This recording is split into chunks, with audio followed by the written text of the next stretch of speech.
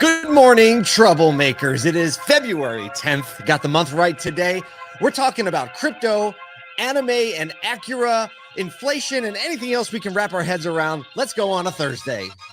Everywhere I go, the people really want to know who I is and who I be. They stop and stare. Thursday bounce is real, Kyle. It is. It's the Thursday. Things that you don't hear on a lead for automotive anything. Crypto, anime. I didn't even think about that. People are like, wait. Is this like Twitter check the title. Spaces or? Well, here's the deal, Kyle. Let me explain this to you. All right. Let me explain something to you.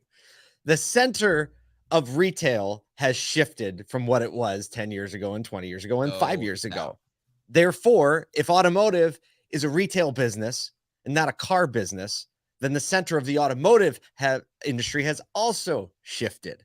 So we are just happen to say, like, we're going to stand in the new center. So that's why we're talking about crypto, Acura, and anime, and inflation, and also inventory. We're going to talk about all the stuff today. We had an awesome time on the clubhouse room yesterday in Pitch Tank, didn't we? Golly, it was. I was just excited. I think the comments that I said at the end of the room, I think Ben Hadley and I were just chatting about, 3 years ago, would we have ever thought we'd be in a room with 60, 70, 80 people? And the conversation is completely centered around crypto financing.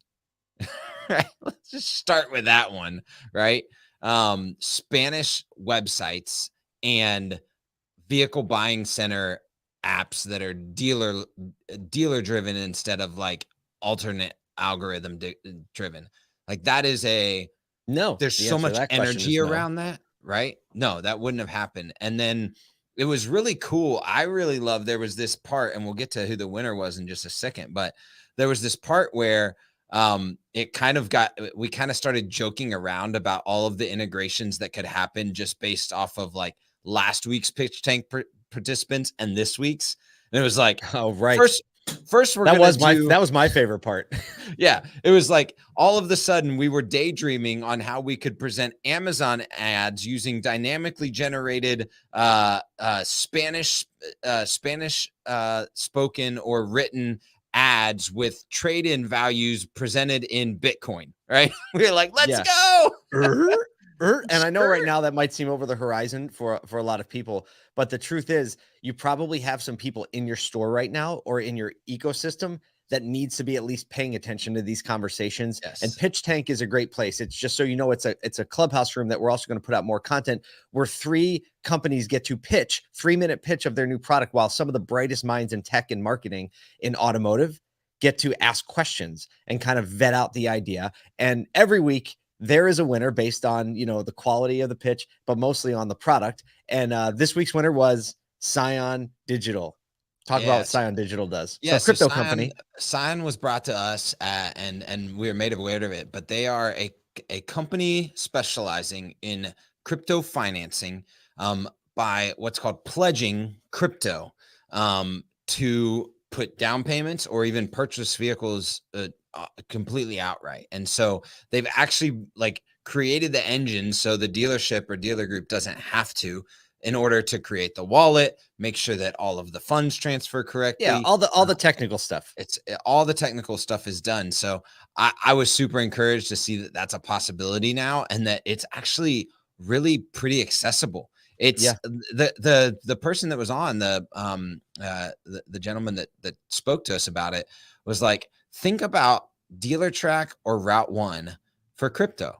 So you think about like, what's the learning curve for DealerTrack or Route 1 for a finance manager or sales manager? It's not that heavy, learning credit is, but like the actual uptick of the software. So if that software, and I haven't seen it, but if that's available on the crypto side, that's accessible. That's and it's another level of collateralization. Think of it for, Yes. let me bring it down for a minute. So pledging crypto is just like putting it down and holding it as security for the loan, right? It already exists. You have all these people that have invested in crypto, right? They made a lot of gains if they've been investing for the last year. So say I invested 20,000 and now it's 50,000.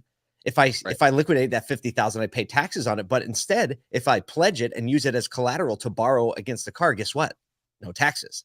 and I get to hold my asset, which I believe is going to appreciate. So I know we went nerdy real early for you today, but that's literally what happened yesterday in Pitch Tank. Talk about the center of the industry shifting.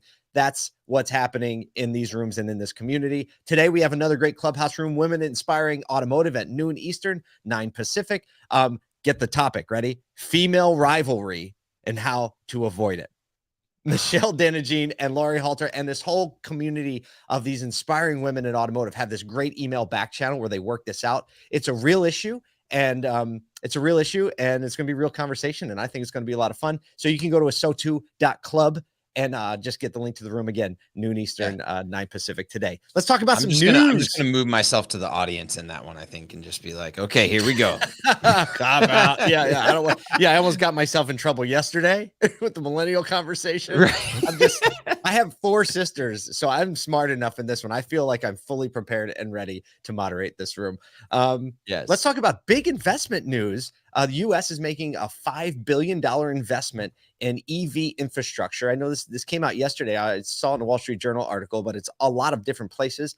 And there's some criteria and guidelines still being released, but as part of the infrastructure plan, there's going to be a $5 billion investment. Here's some of the criteria or the existing guidelines. They're going to start with the interstate highways and major highways first. That makes a lot of sense. They can't be any more than 50 miles apart, right? To kind of like curb that range anxiety to help EV adoption increase. They can't be more than 1 mile off the highway, and they have to have at least 600 kilowatt charging capacity, which really breaks down to 4 stations with 150 kilowatts per station, which would be, if you don't know much about it yet, it's a decent charge. You can go at a decent rate. So, I mean, talk about a great infrastructure step forward to really empower this EV revolution that we're in the middle of, and manufacturers are tripping over themselves to make these things. Well, it's literally the only way that it succeeds, right? Because the only way, right? I mean, like, I think about my range anxiety of getting to my house sometimes with my gas running low, right? And there's 4 gas stations on the way to my house from work, right? Up a 2.5 mile road. So like, if I have that there, because like, I'm going to run it down, you know, and so I'm going to get right in that opposite of like anyone who's like a former military person where it's like, always keep it 3/4 full. You know, how's the opposite? Down to the last penny, right? I'm like 9. Yep. I can still get to the gas station. We're going to be good. Right. But I think it's a massive step forward. You know, we talk about this all the time. The question mark is still, right? Half of Texas gets shut down for electricity. What happens? You know, I don't know. I think that we're going to figure these things out, but it's a big investment. It's the only way that it actually happens. So for me, it's seen as necessary. I just wonder, you know, how much infrastructure is needed in the private or public sector. But I'm excited to see it because it's kind of, for me, it's actually behind after the automakers have said we're in. So, oh, for sure it is. I mean, but isn't the government always behind? Right. I mean, like, government doesn't create culture. Government just follows along and tries to figure out how to like do its thing. So, I mean, I guess it's not surprising. It's like the old chicken and the egg. Like, no one's investing money. You're not getting congressional support or public support to invest billions of dollars into chargers to just sit there. I mean, look at the people, and you probably have seen them in Nashville and Syracuse.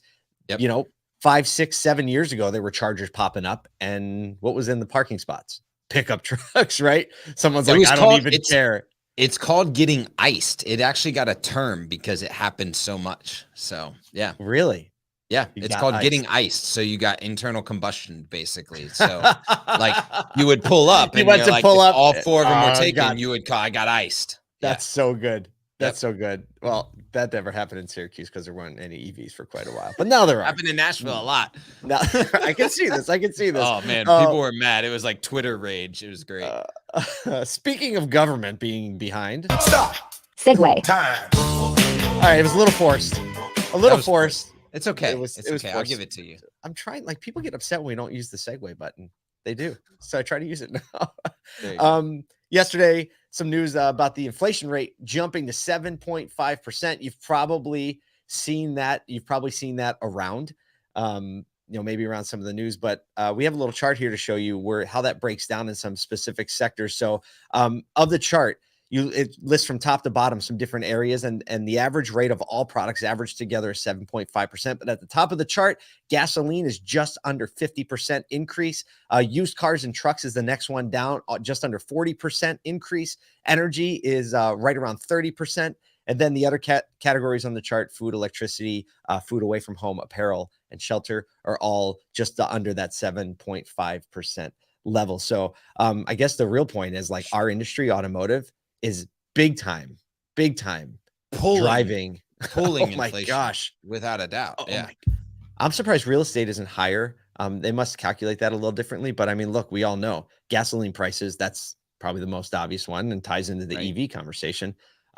But used cars and trucks, right? We are a massive part of a consumer's discretionary income now has to be shifted into our industry, which from a business standpoint is good, right? We see all of the news and articles, all the profit reports yesterday, even coming out about Lithia. It's like, profits are good, the money is good, but guess what? This represents a big time sacrifice for consumers. So I think we have to work extra hard to deliver the extra value and the extra experience so that, look, the perception of auto dealers not only stays where it is, but increases in a time when consumers are actually giving a lot more percentage-wise of their money to us. Right. And not just that, but like, what's the ceiling is kind of, for me at this point, is, the ceiling in especially prices, on like like car monthly payments, right? What's the break point on comfortability with monthly payments, right? Because that's really what prices drive up is that monthly payment capacity, right? We've been talking about this for a while with new cars on the new car side, generating higher and higher payment prices. And so now that used cars is actually driving that up, in my talks, it's like average cost of vehicle is historically for most used car operators is anywhere between like 14 and 17,000. And that number is driving up well north of 20,000 as an average inventory value. So you think about that, that's $100 a month in payment that we're now asking more of the general public for a used vehicle.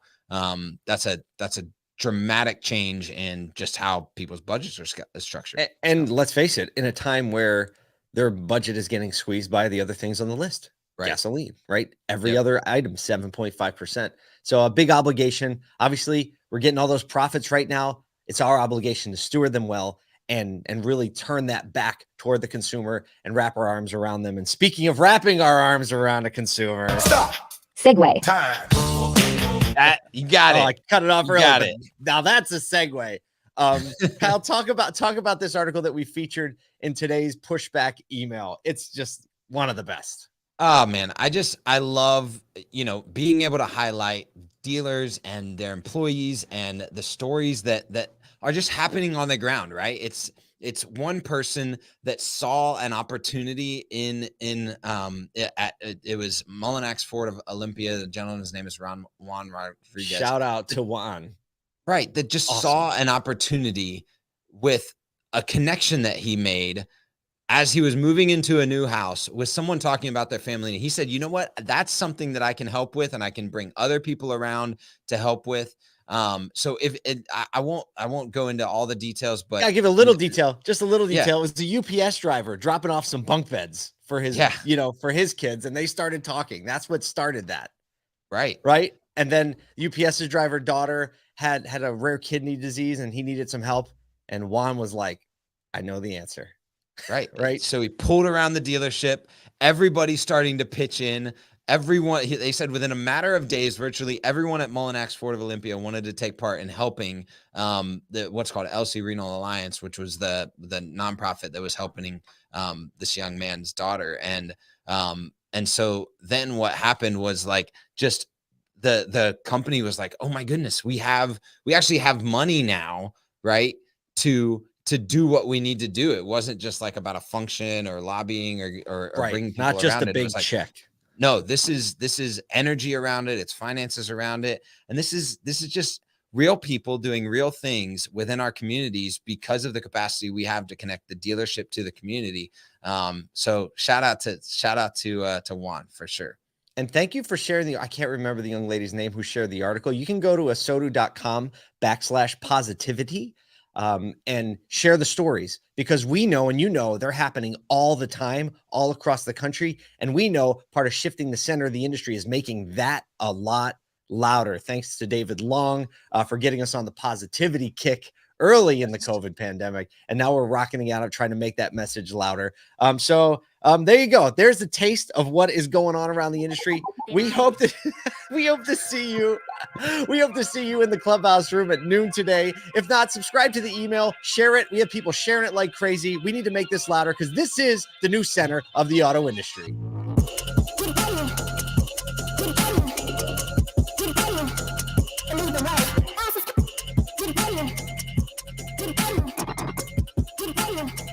Leave the right.